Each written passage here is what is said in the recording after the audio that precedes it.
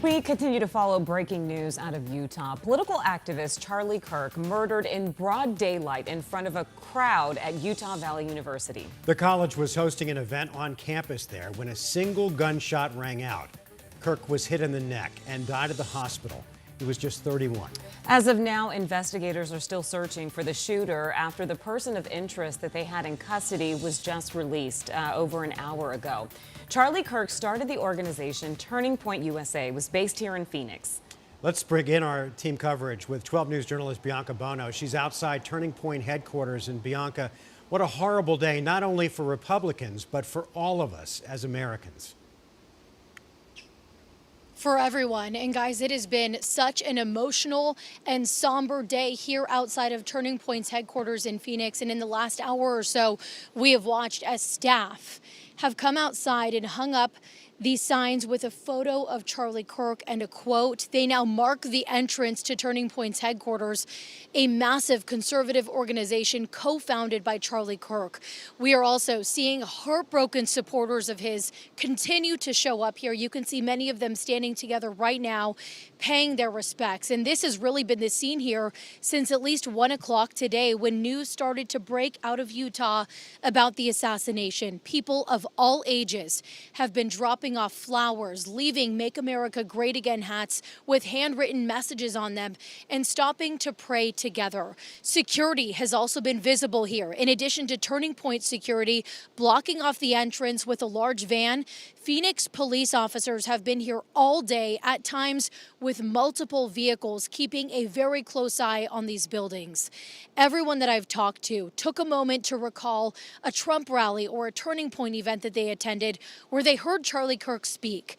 Many of them praised him for his ability to reach young conservatives in his continued mission on college campuses across the country. All of them appreciative of Charlie Kirk's willingness and desire to talk to everyone, especially those who he did not agree with. Take a listen. We were stunned. We were shocked. And this nation certainly needs to do better than we are doing on a day like today. This was a man that we respected. He stood up for what he stood up and what he believed for. And he's a man with a backbone, a man with a spine. And he's a true believer, a Christian man. And we wanted to come out today to show honor. It says, show honor to whom honor is due. And that man is due honor. He has helped this nation advance. He's helped this nation ask questions to each other. And he's helped us get along and do it non-violently. And unfortunately, somebody decided to do something very terrible. And you could just hear the emotion in that gentleman's voice. And that's really been the case for everyone that I've talked to. Right outside of Turning Point's doors now, there is a memorial that continues to grow with flowers and posters. And back out here live, you're looking at more people just flooding in, looking to pay their respects. A lot of folks that I spoke to said they heard the news, they didn't know what to do, but they felt like they needed to do something. So they just decided to come here and be together with like-minded people who are sharing in their grief. Right now, flags are flying at half staff outside of the building. That was an order that came from President Trump to honor Charlie Kirk's life. Turning Point has issued a statement on social media just asking the public to continue to pray for Charlie Kirk's family. We're live in Phoenix. Bianca Bono, 12 News. Yeah, and you can hear the shock and the grief in all of their voices. All right, Bianca, thank you. Charlie Kirk built a national organization that drew tens of thousands of young people into the conservative movement. He made his home with his family here in the Valley. 12 News political journalist Bram Resnick joins us with how Kirk made an impact in his own backyard. Bram?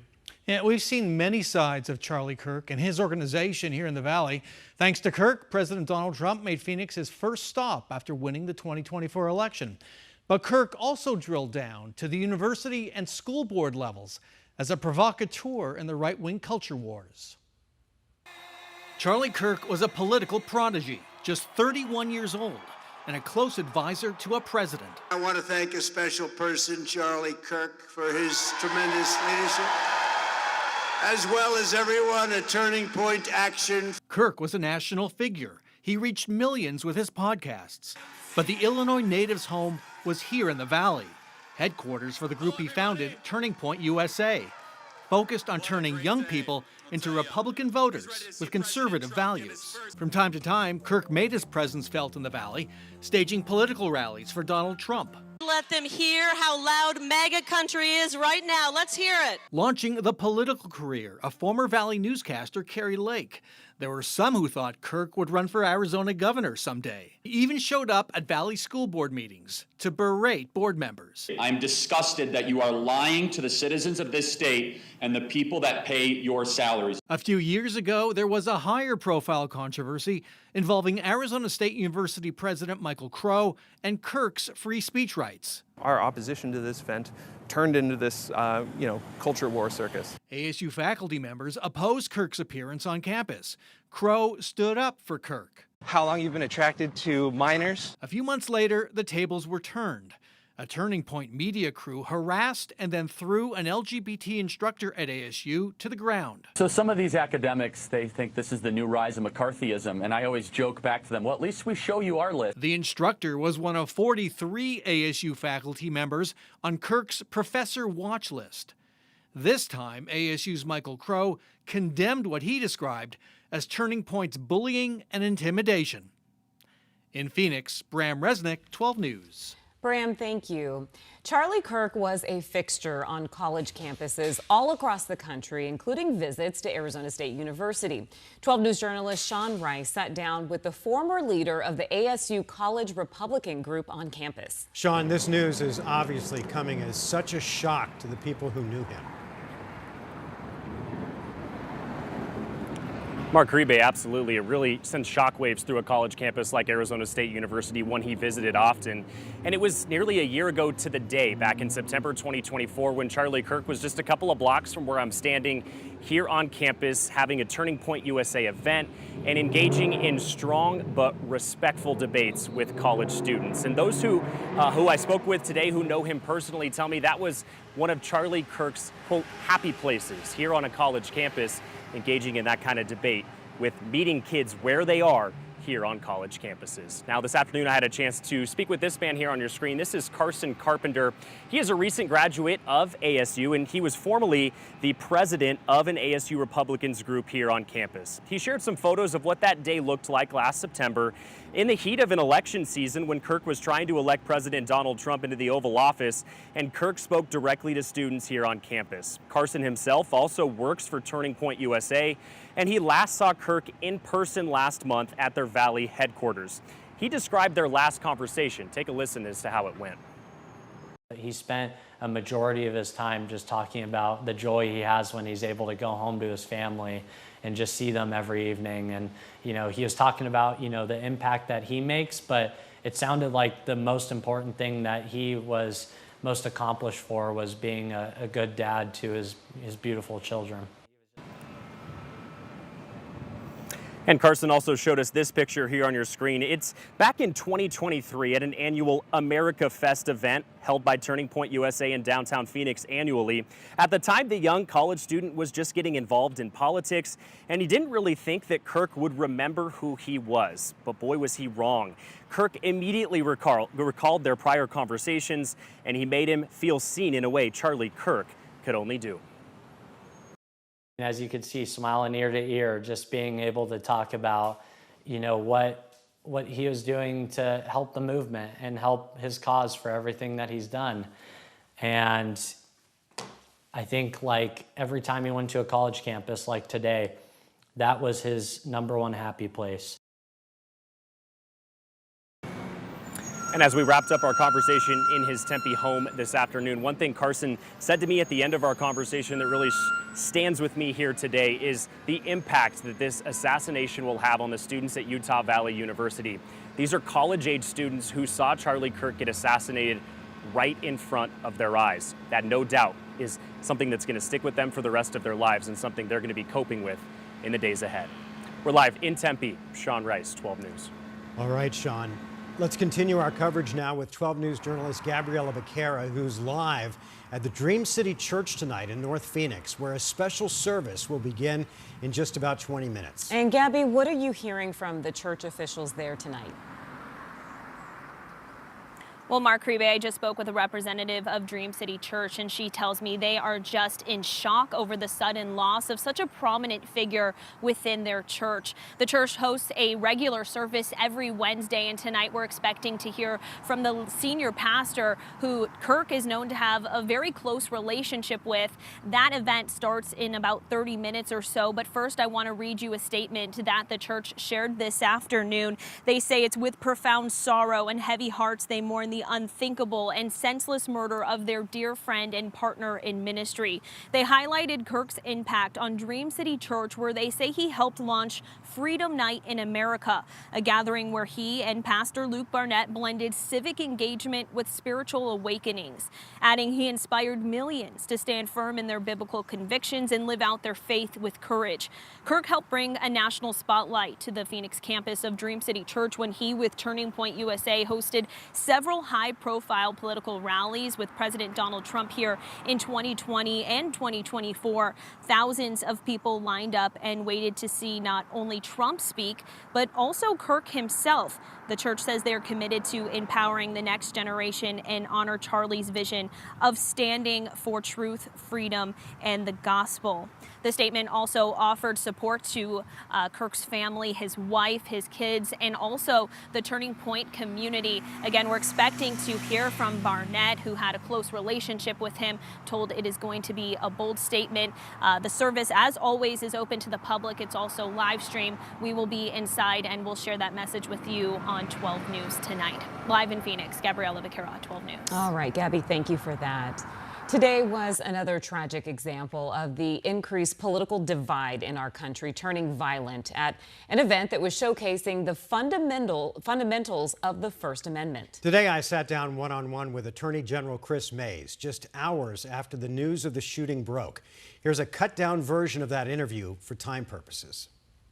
There is a lot to unravel with what has transpired on this day, because it's sort of like everything that we observed but kind of hoped wasn't happening has now happened. Yeah. A young, bright young man, a rising star on the right, gunned down, not even in the prime of his political life, because we don't know what or how far he would have gone. I just want to try to unravel this a little bit. Where do you, as someone who has a platform to enact change, where do you begin? Well, I think I begin by having these conversations with people like you and with Arizonans about gun violence and about mental health and about coming together and, you know, doing everything I can from a policy standpoint to be bipartisan and where I can, and I have done that, you know. But I also think that there are things that we can do from a policy standpoint to deal with this. And you know, Charlie Kirk may have disagreed with me about this, but again, how is it that so many people who probably shouldn't have high-powered rifles are walking onto college campuses and have the ability to gun down one of the rising stars of the Republican Party? And how is it that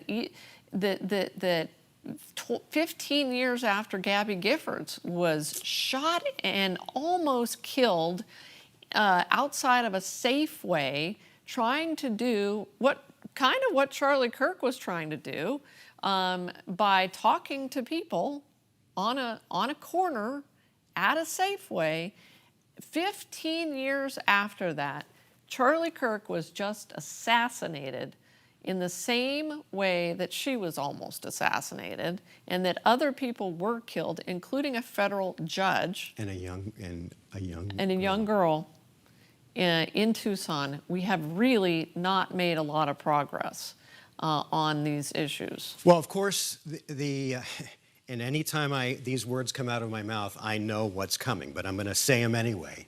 The elephant in the room is sensible gun reform. Right. And I don't know who has the political backbone in this country in Washington to enact meaningful change and start the dialogue, because right now It's a right issue versus a left issue. Yeah, which it sort of is, except that when you take a look at sensible gun reforms like safe storage laws or red flag laws, you know, I have proposed a red flag law that 3 years in a row and can't get a hearing down at the legislature for it. That notion of being able to take guns out of the hands temporarily of people who are deemed to be mentally ill or a threat, that is supported by, you know, a majority of Americans and Arizonans and independents, Republicans, and Democrats. So those are sensible, to use your words, sensible gun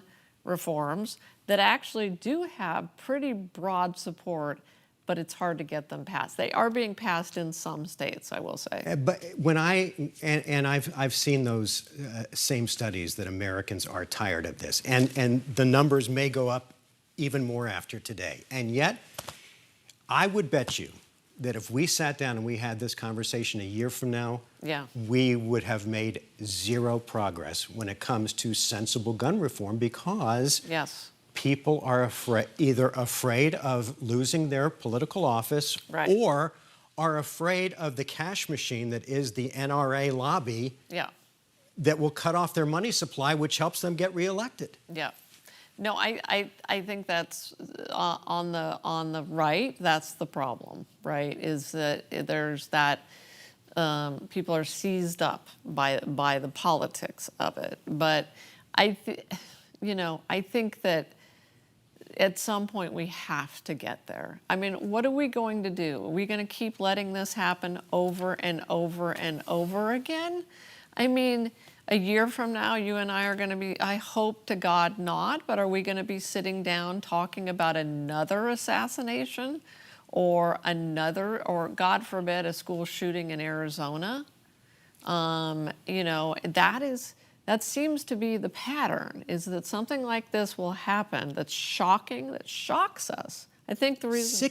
Sickens us and shocks us, and yet in the past, you know, a week or two will go on and everybody sort of moves on. It's the news cycle. And this will have life for as long as it lives on the news cycle. And listen, I'd be the last one to say that we aren't partially to blame, because when you have issues like this, when you have school kids being gunned down, when you have the husband of a political leader attacked with a hammer in his home, when you have political leaders gunned down in their homes, and on and on and on, the common denominator is gun violence. And I used to say, let's have the politicians fix this.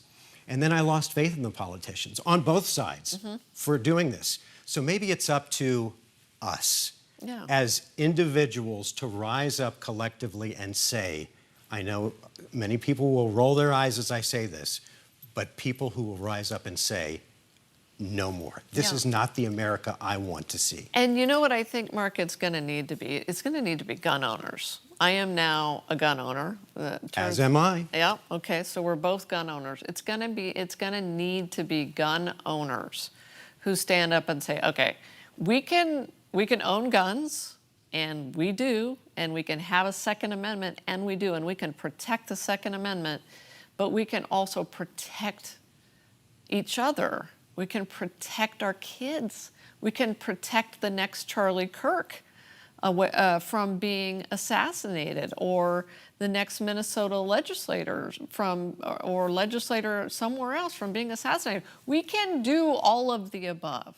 It's not either or. We can do all of it, and then we can love one another again. Because that's what this is. This is really about remembering that we love each other and that we are Americans. We are one country.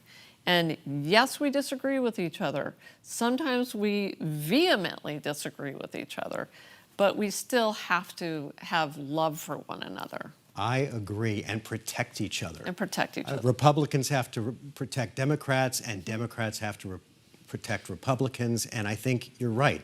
I think that's the only way we move forward long-term as a country. For sure. And I think we do that. We do that in our neighborhoods, in our churches, in our synagogues, in our schools. We do a lot of that, but we have to do even more of that, and we have to do that in the political sphere too. Well, here's hoping that we don't have to have this discussion again, or at least we will make some progress before the next act of gun violence. For sure. Arizona Attorney General Chris Mays, thank you so much. Thanks, Mark.